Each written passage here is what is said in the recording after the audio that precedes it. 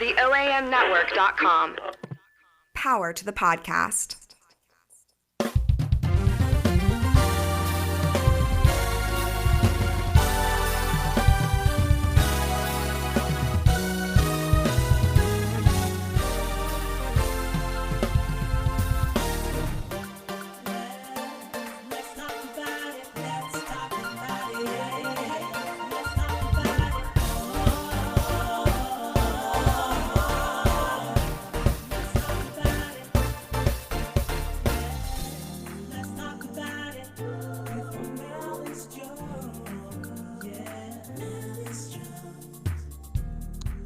Hey, it's that time again, Wednesday.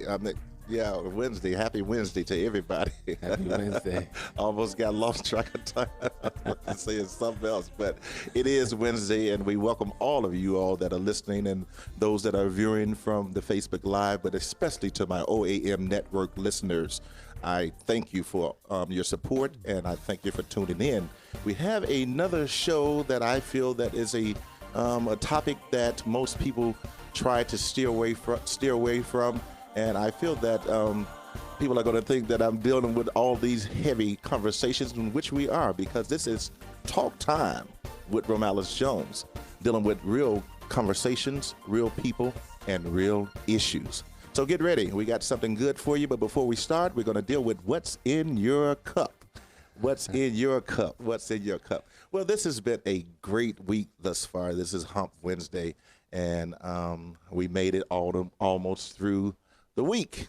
Right. Monday was crazy. It was one of those Mondays, but Sunday was a great day for me because I had an opportunity to share in an atmosphere that was so powerful and so strong.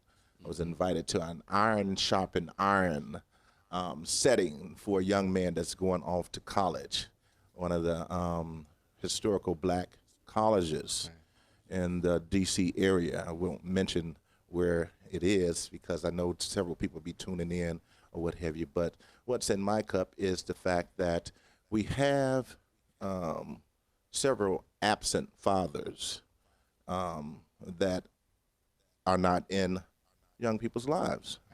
And this mother thought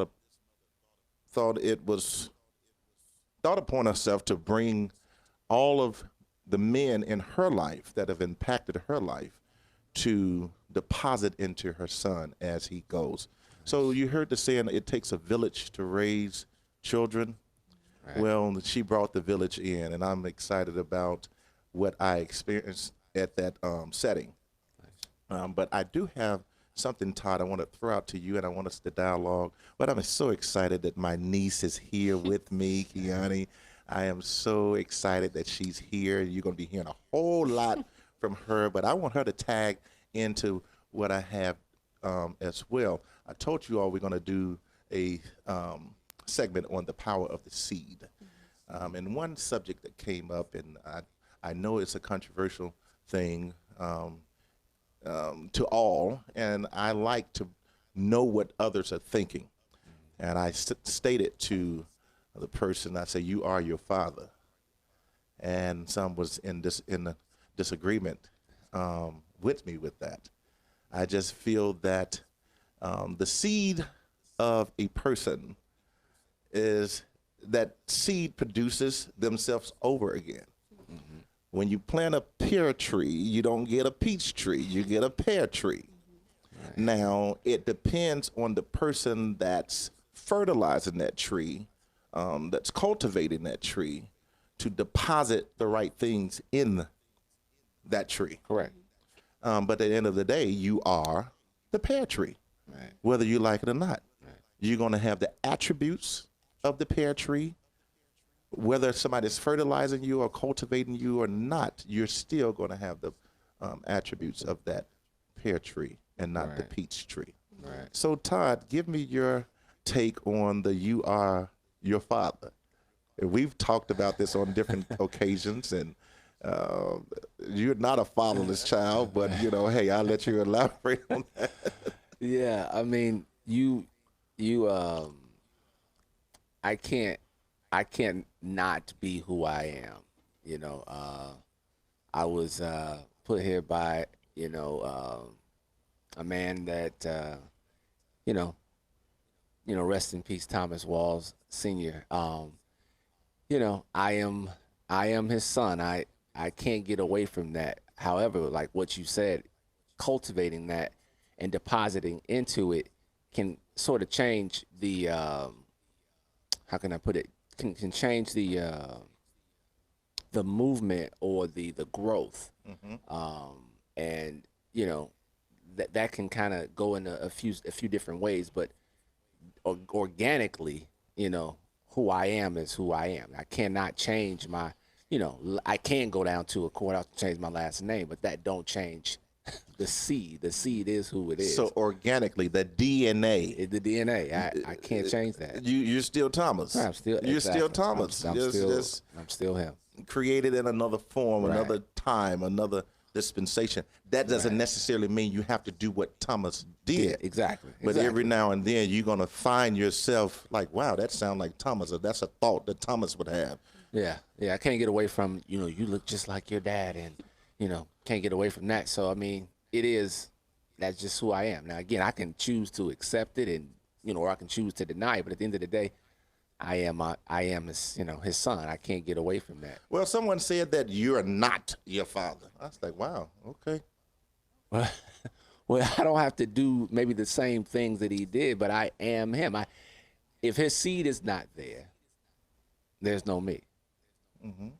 So that period, point blank, I gotta wear it. That's funny. That's funny. Let me shift this thing over to the female, and I got tickled because I know her father, and I know her mother. Okay. But guess what? She is her father. Right. The personality, and she is her father. That's it. And no matter how she tries to get away from it. So, Keioni, what do you feel about that conversation? I totally agree. I definitely, when growing up, me and my father used to clash a lot, and it's because we are so alike, and we didn't really, I guess I didn't really swallow that pill until I realized I was an adult, and we have to have adult conversations because we both, like, ain't no whipping no more, daddy. So if anything, we Did you tell him that? Not directly, but I was like, Right. we ain't doing that. Right. So I definitely feel like I am my father. Right. And that's not a bad thing. That's not a bad thing. I think that, sometimes we have had several conversations on this show about mental illness and traumas and life happening. You don't have to be in in a hospital or being medicated because you have mental illnesses. Traumas and things happen to cause us not to want to be like that person. Right. But you have to understand it, and you cannot run away from who you are. Absolutely. You cannot. You cannot run away from who you are. And like I said, do you have to be exactly like them? That's where that cultivating come in at. That's where all the other factors, the village comes in at. So whether you had the absence of that father, I'm raising a child now. That's not my biological kid, but he's my son. He came into my life around 6, 7, or what have you. But I made sure that he met his father. And I say you may find something that you want, and you may find something that you don't want, but it's important that you meet your father. You see what I'm saying? Because that would help you to understand why some of these attributes that you have are there. No matter what I've done, I did not seed him. You feel what I'm saying? Exactly. So in order for him to grow into his malehood and find himself, you got to know your truth. Yeah. You do. You got to know your truth. You absolutely do. And again, it's like what you said. You may not always want obviously the bad stuff, but there may be good things there too. So sometimes you don't want to get rid of the entire situation or the entire person or the entire thinking or thought of, this being who I am, because there's going to be some good and there's going to be some bad. It's going to be up to you, though, to be able to determine what you want to keep and what you want to, do away with. And I'm thinking about, and I don't know, Keioni, you may be able to have heard this in your household or whatever, but you remember coming up, you just like your daddy. Women got that real bad. Or other people always say, you just like your daddy, And you're like, what? So that goes to show, no matter whether you knew your daddy or not, some kids don't even know their daddy. And people that see them grown up, they're like, oh, you just like your father. So with that being said, I think that conversation should have went a little deeper. When I made the statement, and I'm not saying I'm totally right, or and I'm not saying that I'm wrong. That's just what I believe. Until you know your truth and know who you are, you cannot move further. So I couldn't wait to say that was in my cup. That ironically, I was talking to a good friend of mine about the same thing, last night, and that is, regardless to a child not wanting to say take on the face of his father or believe that he is from his father, at the end of the day, that is who you are. And sometimes knowing that that lineage, knowing that personnel, knowing where you come from, helps structure your life better, because sometimes what we don't know hurts us. So you don't want to be tagged with things, and you're looking in yourself like, why do I do this? Why do I do that? Well, possibly this is where you got it from, but you're trying to deny it, step around it, act like it's not there, but this is probably why. So sometimes it pays the dividends to understand the connection, to understand exactly, why I do what I do, why I am, and it takes understanding and learning that, and not, necessarily running away from it or being in denial about it. You want to accept it because, again, it can be very helpful to you understanding who you truly are. And if you're raised by somebody else, you're going to pick up some of the attributes and some of the different things that, and people may say you do this just like Malice or whatever, but at the end of the day, those internal things that you're trying to figure out, I think that conversation need to be there. That's who your daddy is. That's what your daddy did. So at the end of the day, I can sharpen you, but you cannot run away from who you are. This is true. At the end of the day, I can give you I can expose you to a whole lot of things or what have you, but you cannot run away. Because you can't break a curse that you don't know is there. Oh, that was powerful. That was deep. That was deep. You can't break a curse. I try not to get churchy up in here, but that would preach. that's just, you know, because I say that because growing up, sometimes you don't always give credence to curses. Right. I don't know if it's you don't want to believe it or you don't want to think about the work necessary to break it. You don't want to do the work. You don't want to do the work. And and as a kid, no, you feel like I'm a kid. Why should I have that job? Well, it's not necessarily your job, but it is for me to deposit into you what is there. And I'm so glad that you said that because that shifts me right to why we have Keioni on this show. Mm-hmm. Mm-hmm. You have to identify with something that happened to you. You do. You cannot run away from it, because if you run away from it, then that could be a curse. That could be some other things. And because I know where she come from, we're not going to discuss certain things or what have you, but there are certain things that happen. Then things happen with her in the same manner. But I'm so excited that you're here. Keioni, you got anything else to say before that I start telling people who you are? But that was in my cup. Todd, you got anything else in your cup before we go there? I think what's in my cup is the same thing that was in my cup last week.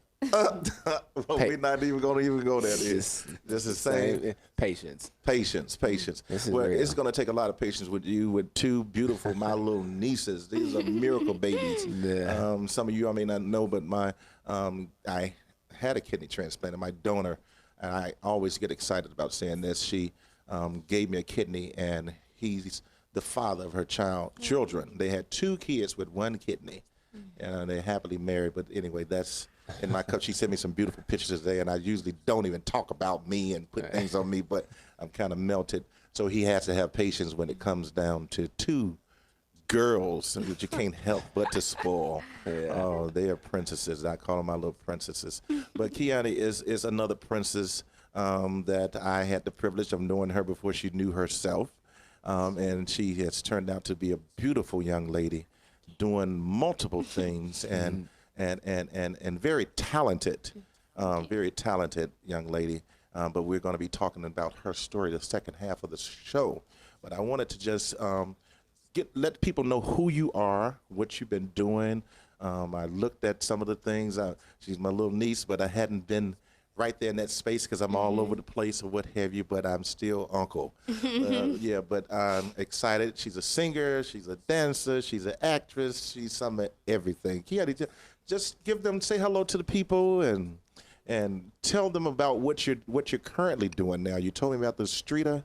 Street and the Tribe. The Street and the Tribe. Yes. I do I'm their public relations consultant as well as their personal assistant for the band. The band leader is the drummer, and he plays for J-Lo, Shaka Khan. He just actually got back from London from playing for Shaka Khan. Oh, okay. Nice. Tori Kelly, he's big in Memphis, so I'm really excited to be working with them, and they have a new project coming up, so I'm excited. And tell us the group name again. Streeter and the Tribe. Streeter and the Tribe. Yes. I took Memphis soul funk. Memphis soul funk. Music. Oh, nice. Memphis. Real Memphis music. Okay, so is it funk music? It's that soul, that funk, that old school Isaac Hayes type of thing. Okay. Yeah. I was just talking to someone that tours with Larry Dotson and the Barcades and some of the other the funk tour.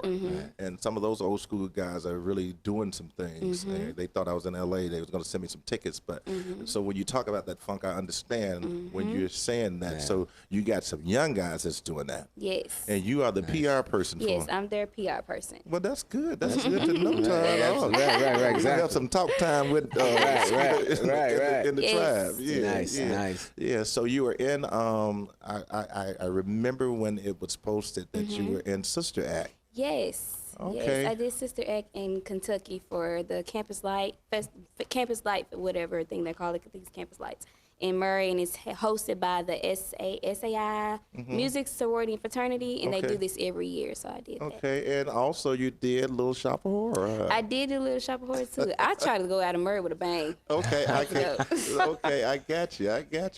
Have you done any Romalis Jones productions? I have not. I've been actually waiting. I honestly have. What's wrong with you, man? Well, you gotta get on it, man. Got this talent in the family, but we're going to most definitely have to get you on there to do that. So I'm just excited. Like I said, I wanted to bring you on today. Young people are going back to school, especially in college.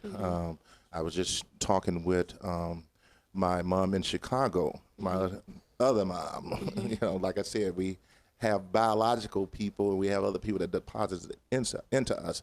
But I was telling her what the show was about, and she said, "You on the money," because they were just talking about rape in colleges and how it's on the uprise. And I did a little research on it before I even had that conversation with her. And they said 1 out of 4 women are assaulted in college. That's staggering. 1 out of 4 in college. That's a so big figure. I thought it was appropriate to have a conversation about that.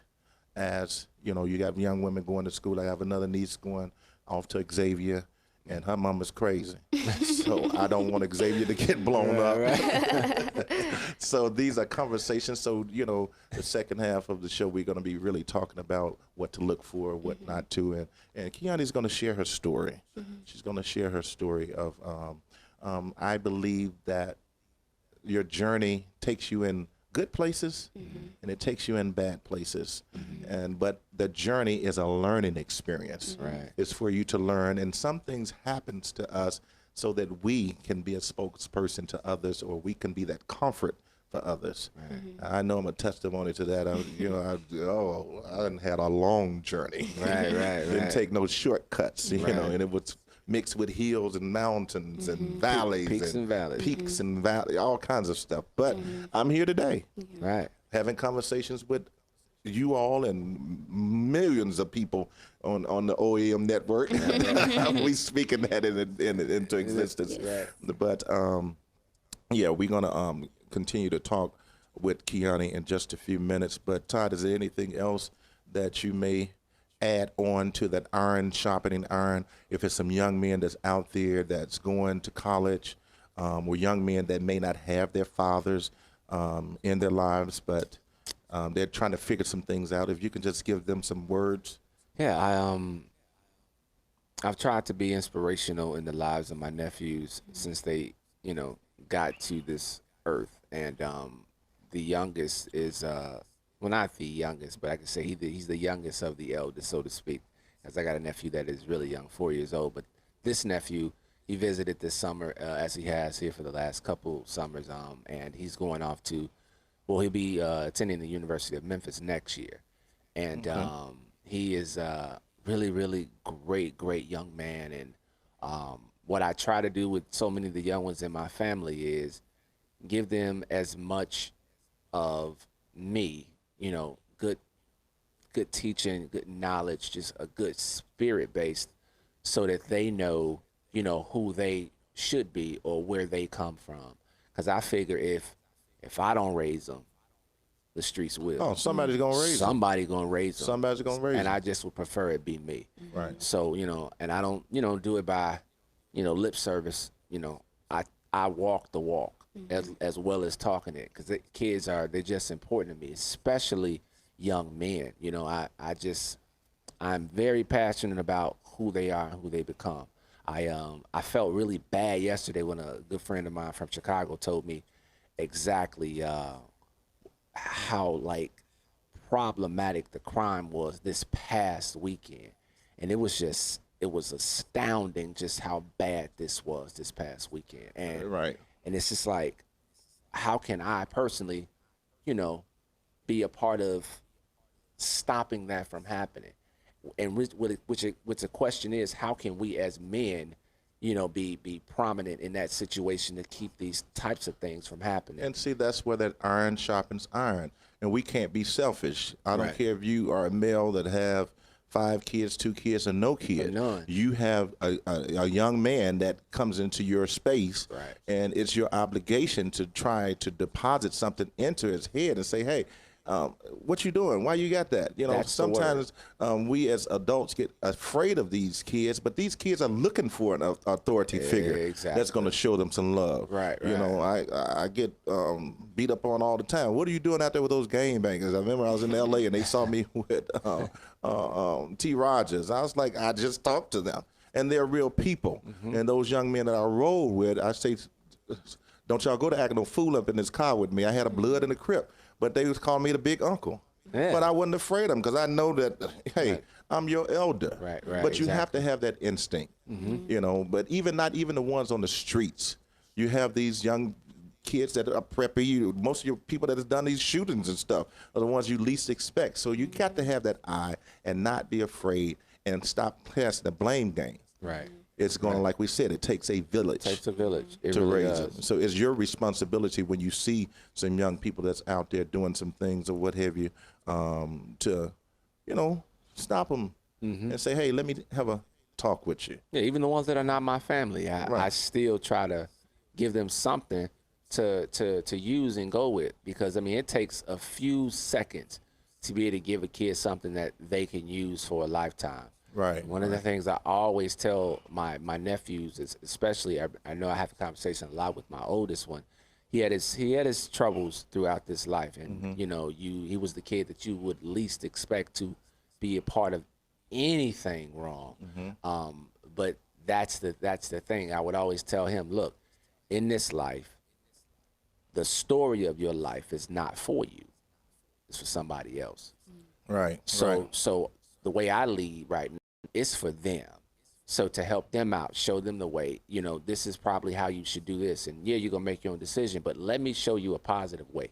Let me show you a positive route. And anytime I get a chance to give a young kid some information, whatever it is, I want to give that to him because it is my obligation. You Right. know, it definitely is. Right. So I want you all to know, those of you all that's going back to school, whether it be male or female, stay focused, stay positive, and stay prayerful. Right.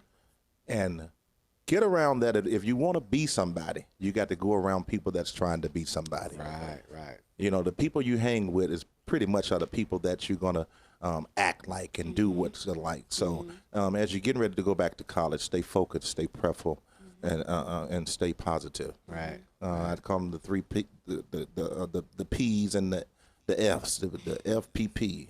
Focus, positive, however you want to put it. But just make sure you got them mixed up in that cup. The line to call in is 901-457-4677.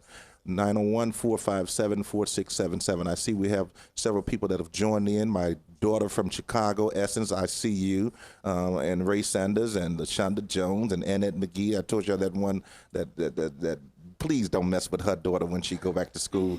But we'll look for some of your comments on here, but we're going to take a short break. If you are on listening, you want to call in as well, but you want to, those on the Facebook Live, you want to share this page because I'm getting ready to have a one-on-one with this young lady that has a real story. Tonight, we're talking about rapists on college campus. You have to beware. So don't go nowhere. We're just going to take a short break for station identification, but please join in. We'll be right back. Make sure you tell somebody to join in with Talk Time with Romalis Jones as we deal with a heavy subject. Beware of the rapists on college campuses.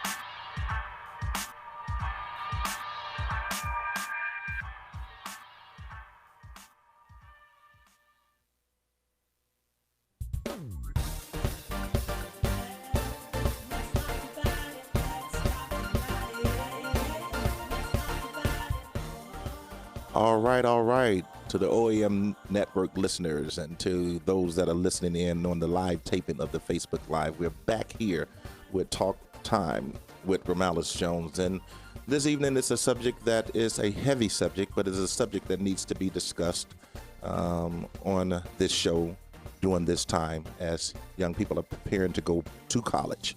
So we're talking about beware of the rapist, and we have a young lady here from Memphis, Tennessee, originally from Memphis, born and bred, but she did go off to college and finished college, but she had a journey while she was there. So Keioni, welcome back to the show, my little niece.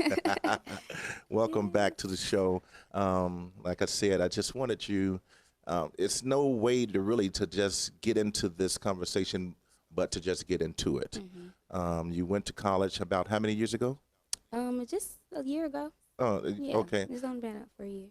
Okay, but you went to college 4 years ago. Oh, yeah, 2012. Yeah, 2012. So you've been out about a year. So what college did you go to? Murray State University. Murray State University. Okay. Kentucky. Okay. And as we talked about earlier in the show, you participated in a whole lot of things. And you did a little acting, did a little dancing. What's your passion, girl?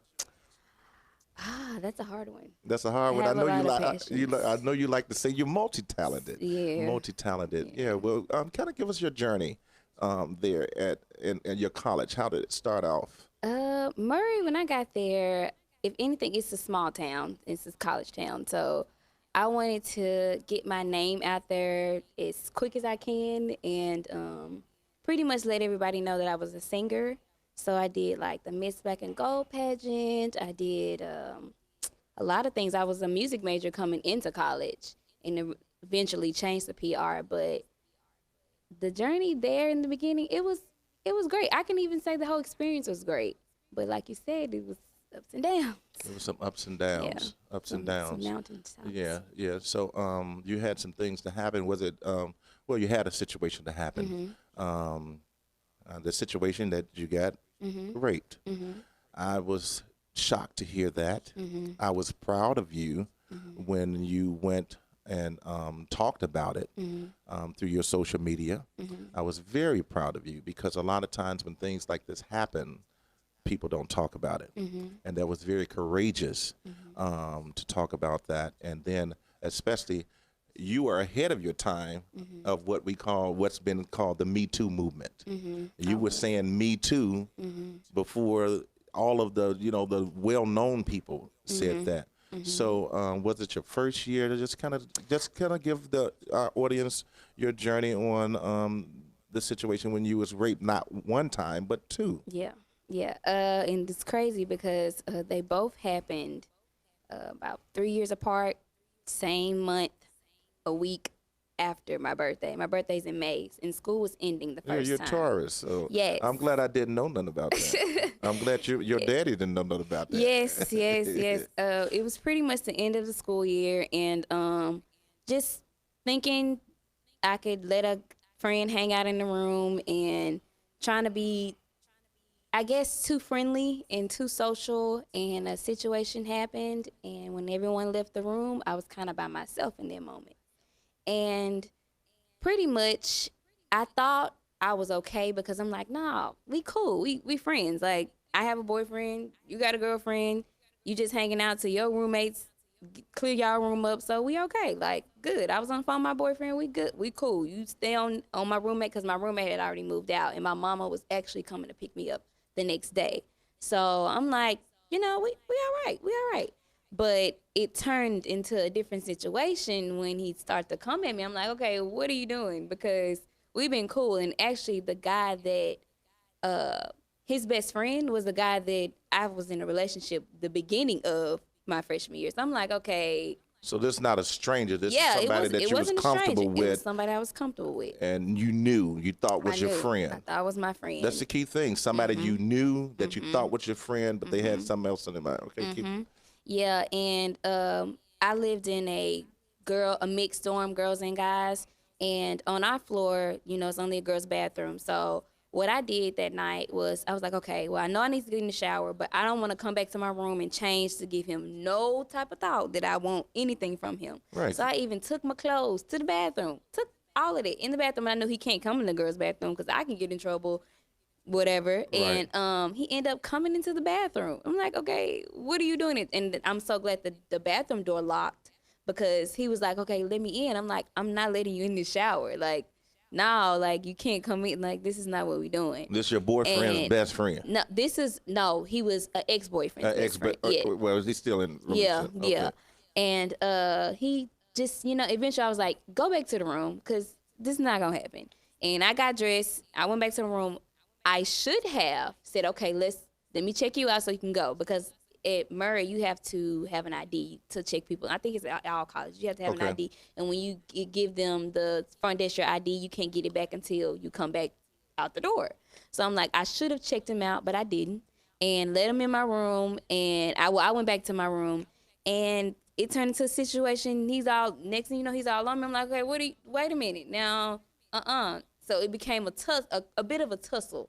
And I'm like, okay, I'm trying to stay calm because I don't want to be that person. In myself, I don't want to be that girl. And that's something that we women need to stop doing, thinking like that. But I didn't want to be that girl. So I'm like, I'm trying to stay calm, but like, no.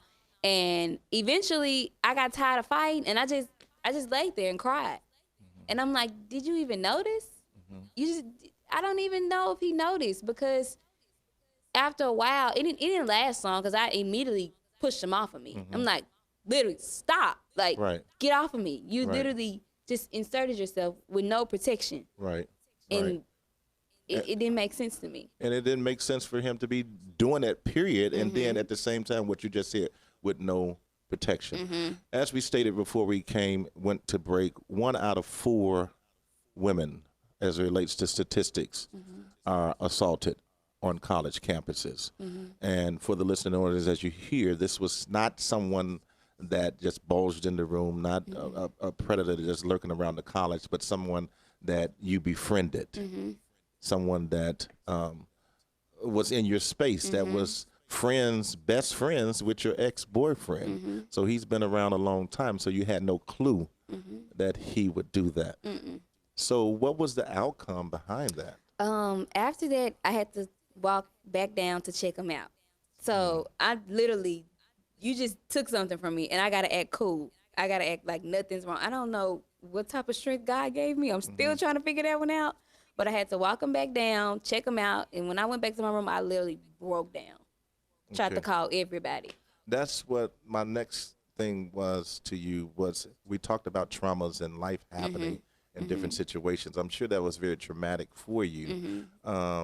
What state of mind, because I'm sure people are going to have all their own opinions that's listening to this, but for you to walk them back down the stairs and check them out, where was your mind at that time? My mind was, I think,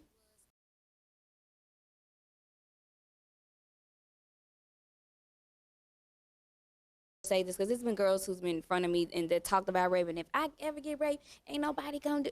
First of all, you don't know what you're gonna do in this situation.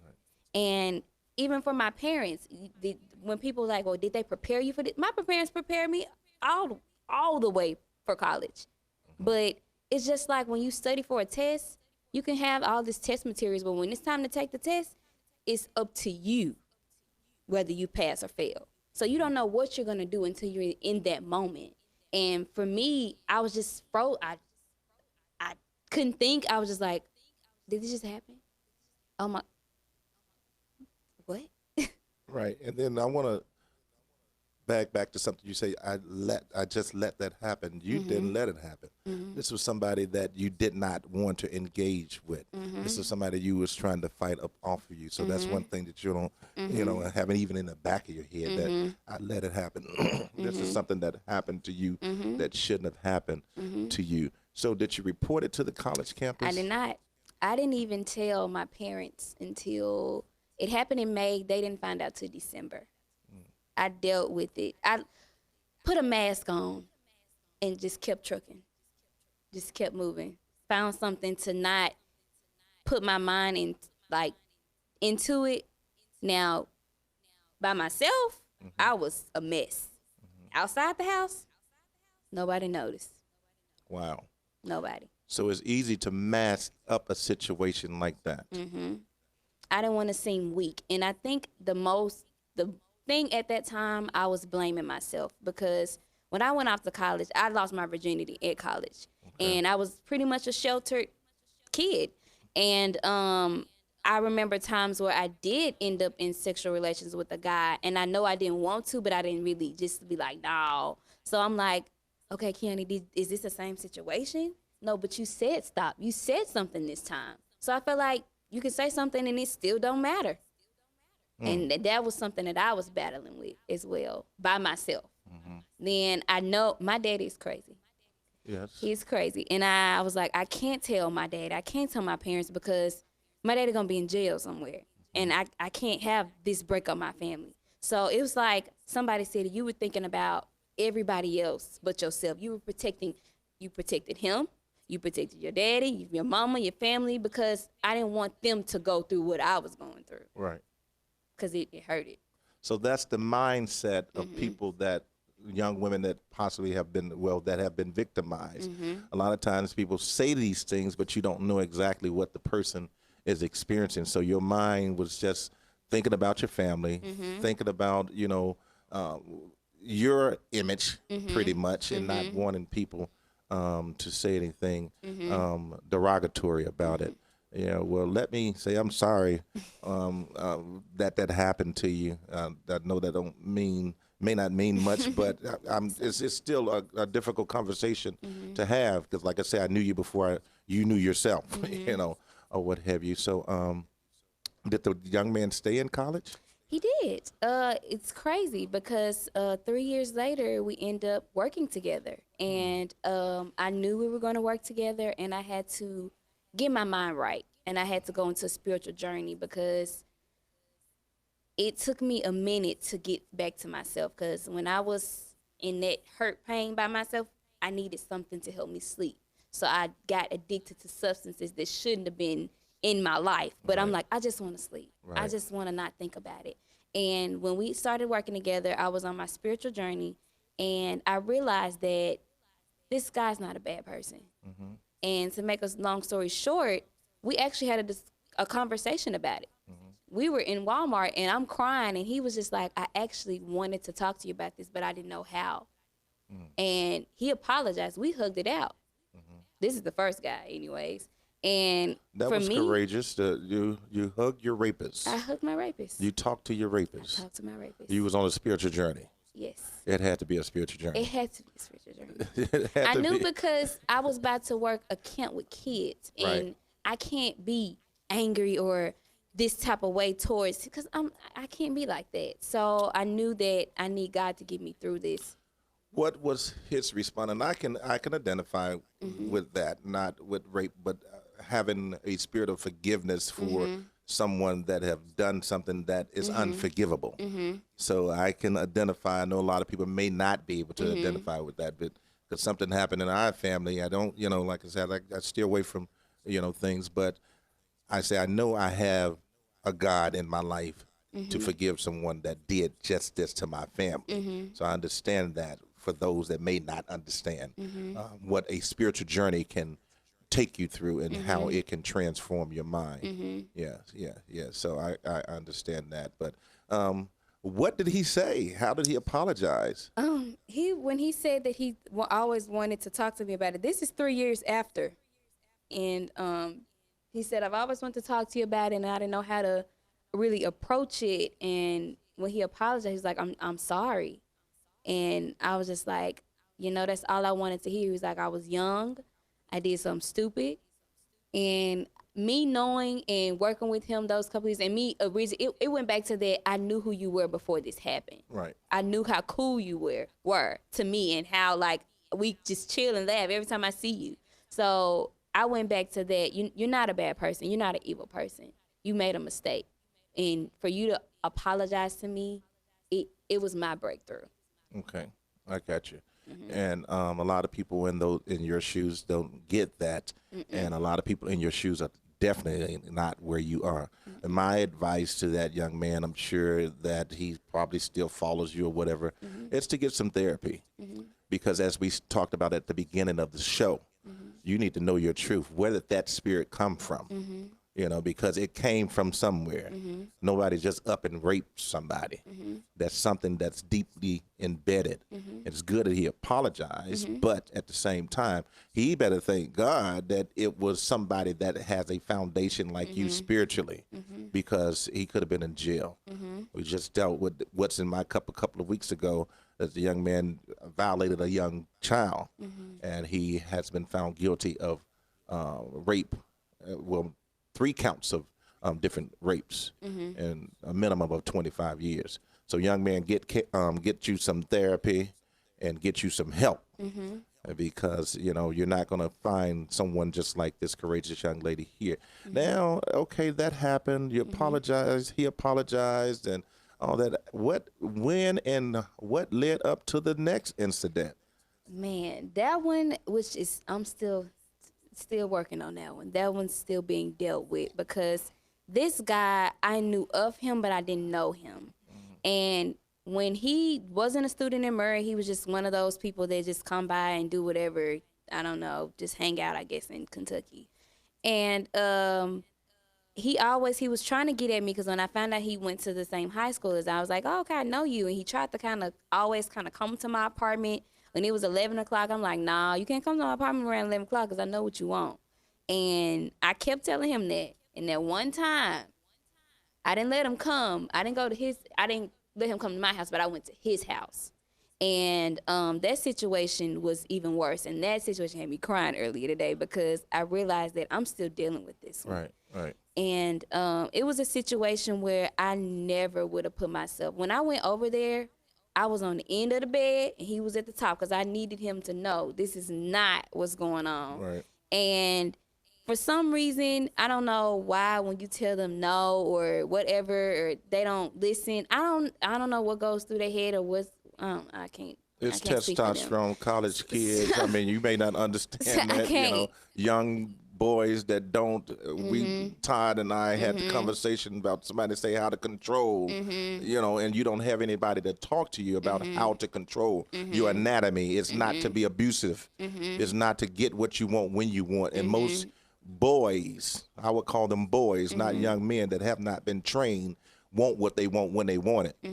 You know, but one thing about it is, I hope that the parents are listening, and I hope that young women are listening to what you're saying. These are innocent situations that these violations happen to you. You know, going by his house, you know, no intentions. You're sitting on the edge of the bed. My thing to any young woman that's out there that's getting ready to go to college, don't go in nobody's bedroom. Don't go in nobody's bedroom. Don't go in nobody's bedroom. It's simple. Just that simple. Like I said, we're talking about being aware of the rapists in college. We're going to open up the lines. I already talked to Keioni. I'm sure some of you all probably have some comments for her, and we'll get back into the second part. But 901-457-4677, 901-457-4677. We trust that you will call with some appropriate comments and questions, or whatever you parents that have young girls going to school, you may want to ask. Keioni, one thing I'm excited about is that her life moved on in a productive manner. She's doing things, I'm sure that, you know, like you said, you're processing. How was that journey as you're processing? I realized that, and what helped me a lot during the first time was therapy. And a lot of people, they say it all the time, Black in therapy, we run from it. Don't mix. Yes. But and you need therapy. You need it. You need it for someone who don't know you, don't know nothing, your background, and to just spill all of that. It's refreshing. And I realized that, okay, maybe I should start trying to go back to therapy to deal with this issue a bit more, because I'm still angry. And see, that anger, a lot of times I'm sure people that's around you don't know when you have in that moment. That's why therapy helps. Because if you're having a moment and a person don't know what that moment is about, they'll get offended and want to treat you a certain way. You know, so you went to therapy for both, or just? Well, the second situation is still kind of, I need to go back. But if anything, I tried to remember what I learned from the first time to get me through, to keep me pushing, because I didn't want to get back to a bad place where I'm in Kentucky by myself. I'm like, Mama, I just need you to pray for me, because I was in a bad place, so I didn't want to be on earth no more. Okay. And I was done. Okay. And that's understandable. Of course, if you're holding all that in, you said it went to substance, and we know you wasn't raised to go in that direction. And then having suicidal thoughts. Those are the traumas that we talk about that most people erase and move on, move past. When a trauma happens, you have to get therapy, and this was very traumatic. This was very traumatic. What in that bedroom? What could you say to a young woman that's listening of what moves, or what did he do? Did he just force? I think the early signs was when I should have got my keys and left, and backtracked to the first time. Like, you gotta pay attention to them signs. When they showing you what it is, don't push it over and be like, okay, I'm gonna just chill. No, get up and leave. Don't wait around and think the situation's gonna get better. So that's one thing I would definitely say. So look for the signs. What was one of the signs that he gave off that you just looked over? Well, I remember because it did get kind of late, and I started to fall asleep, and he kept trying to wake me up. Why are you waking me up? Why are you trying to do this? I remember at one point in time, I remember pulling up my panties to just trying to stay calm, and he pulled them right back down. And I'm thinking to myself, why didn't I fight him? I can't answer that question. Right. I can't. And I'm glad you're being transparent here tonight, because that's what happens. That's what happens with individuals that are in that situation. You kind of like it was a shock mode. You're like, is this really happening? Then in that moment, I'm like, again? Are you serious right now? And I know. I'm saying, like, I remember laying down, like, are you serious? Are you serious? Are you really doing this? He kept going. Wow. He kept on. Is he a student there? He wasn't a student. He wasn't a student. Okay. It seems like we got a caller that's trying to come in, and I trust, like I said, that these callers will be sensitive to the situation, and this is an informative conversation. So, caller, are you there? Yes. Okay. Where are you calling in from? Memphis. You're calling in from Memphis. Who am I? Who do we have the pleasure of speaking with? Miss Randolph. Miss Randolph. Okay, Miss Randolph, you have a question, comment, or what do you have for us I today? have a question. I would have a question for you and maybe the young lady. I had a family member that went to college some years ago, and when they came back home, they was like different, but they refused to talk about it, and I really think something happened. They were raped or molested or whatever while they were in college, and their attitude just totally changed now. But I can't get them to talk about it. Is it male or female? Female. Female. Keioni, would you want to jump in on that? Yeah, because I got stories before, and a lot of women have said that their attitude has changed, and most of the time that could be what it is. And what I would suggest is that's really hard with a person who don't want to talk, and you pray that may not be as, enough. So I would say try your best to get that person to talk to someone who they feel comfortable. And I think sometimes we come out too hard, like, what's going on? What's going on with you? Instead of, hey, what's up? You okay? Everything's going on. And eventually that person, when they're ready, they'll talk. And a lot of women have said that their attitude has changed. Okay. Miss, you say Miss Randolph? Is that Mary Randolph? Yes. Hey, Yes, Mary. sir. Hey, Mary. How are you? Yeah. How you doing? I'm good. So I would say, find somebody, like I said, a therapist. Try to get them into therapy. But as Keioni said, don't try to force them to talk, because as you just heard what she said, that she did not want to talk to her family, did not want to talk to anybody, because if you're putting the pressure on that person, then that can push them further into that deep, dark place that you don't want them to be in, that they're already in. So reach out for some therapy for the person, and you always know how to find me. Yes, I do. Okay, I hope that answers your question. Thanks for calling in. Yes, it does. Okay, thanks for calling in. All right, thank you. Okay. Once again, that number is 901-457-4677. That was a wonderful question. Wonderful question. So Now, let me ask you this. What happened to this guy? This is gonna blow your mind. So after the situation, I'm trying my best to move forward, and I knew the camp was coming around again, and actually, this is before I actually talked to the first guy, and he apologized. So this guy, I'm in my apartment, and guess who's moved in now? He moved in In the same building. in the same building. In the same building. I would walk out to go to my car or come back from the store or whatever. He's outside. I'm walking, driving past the pool. He's outside.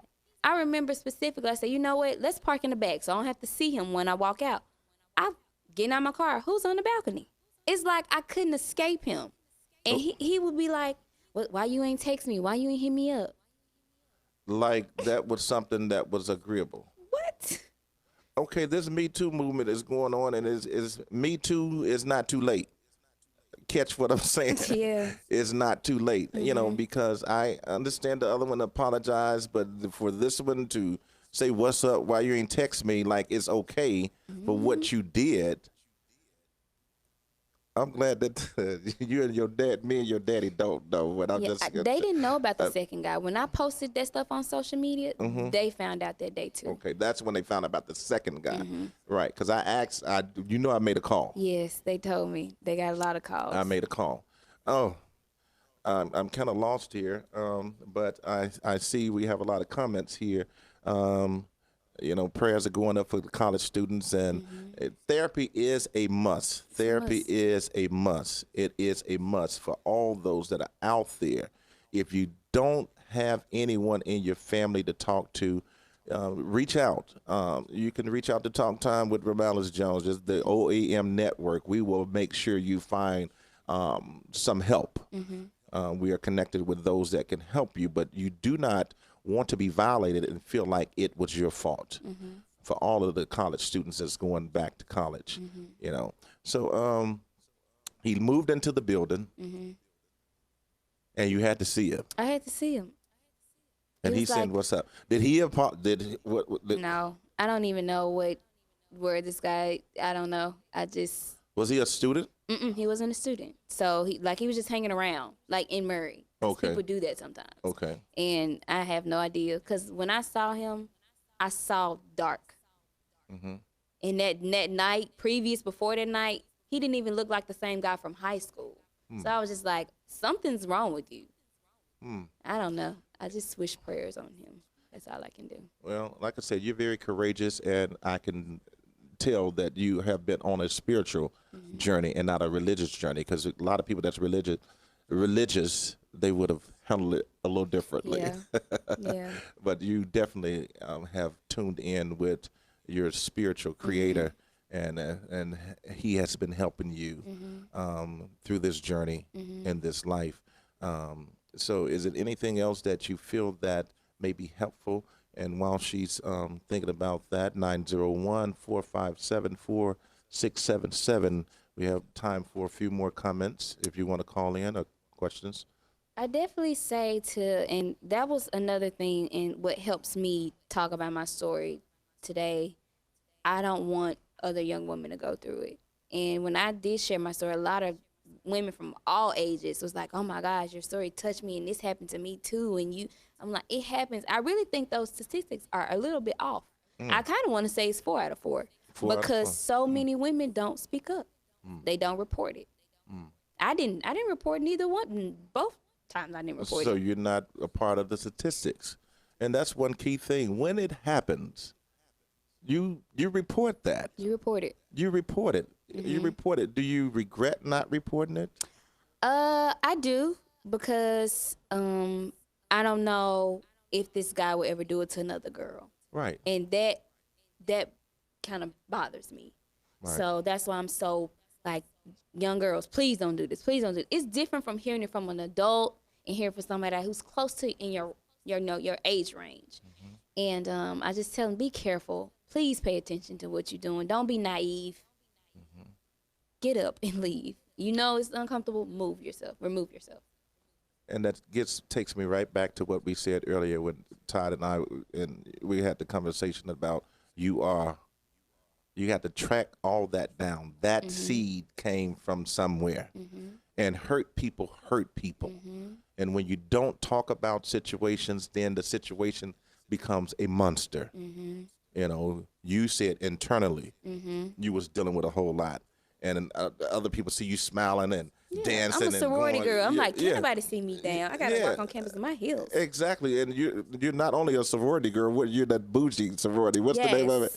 Alpha Kappa Alpha Sorority Incorporated, the Zeta Zeta chapter. Oh, yes. So those are strong women. Yes. And they're taught to deal with situations. But I'm saying to everybody that's out there, you know, you have this Me Too movement that's going on that's just saying, hey, don't let this happen without saying it happened. And it's okay. I am so proud of you. I'm so proud of you, of all the things that you have accomplished and all the things that you're doing. And I'm proud that you're speaking up and saying me too without any shame, because I don't see any shame on you. I applaud you. I'm excited for you. Like I said, this is difficult for me to sit here and talk with you about this, you know, because like I said, I knew you before you knew yourself. But I knew it was a conversation that we needed to have on this show because of the fact that young women and young men are going back to school, to college, and some of them are going, and it's going to be a very foreign place. Watch out for that friend that you think is a friend. Don't let friends hang around at times when they should be gone. And definitely do not go over to a male's house. At the end of the day, these are conversations that you wouldn't understand. But those are reproductive stages that young men are going through. And when you don't talk about it, they are not taught about those things. So the testosterone levels are very high in college with young men. You know, so, you know, that's why those things happen when a young man has not been taught the appropriate way to handle himself. But nobody, and I mean nobody, was a male or female, should violate anybody. So, any closing remarks before we close out this show? No, pretty much got a lot of it out. You got a lot of it out? Just be careful. Be careful. Live your life. You know, don't live life in fear, but be careful and pay attention. Pay attention. How do you feel now? I feel great because I know that I want to be in process, because I actually want to get a teenagers group together with my sorority sister and form like a mentors group, because young high school girls need to know this. And I don't feel like I was really, really prepared for that. Right. Like I thought I was. Right. And that says a lot also. Sometimes we think that we're prepared and we're not prepared, because that's something you weren't looking for. With both situations. It literally can be your friend, your family member, anybody. Anybody. Anybody that's out of control. Well, this brings us to a wrap. Once again, Talk Time with Ramalis Jones. We hope that this has been informative. Talk Time is where we deal with real people, real conversations, and real issues. For all those of you that's going back to school, stay focused, stay prayerful, and stay positive, and beware of the surroundings and the spirits that people walk in. When you see it for the first time, know what you saw is what you saw. I applaud you, Keioni, for coming on to the show. Don't let this be your last time. Give another shout out to your group that you're PRing for. Yes, Streeter and the Tribe, Instagram and Facebook. We about to be popping. They're about to be popping, and we're going to get them on Talk Time with Ramalis Jones. Once again, to the OAM Network and to all the Facebook Live listeners, we thank you for joining in. And until next time, let's talk about it.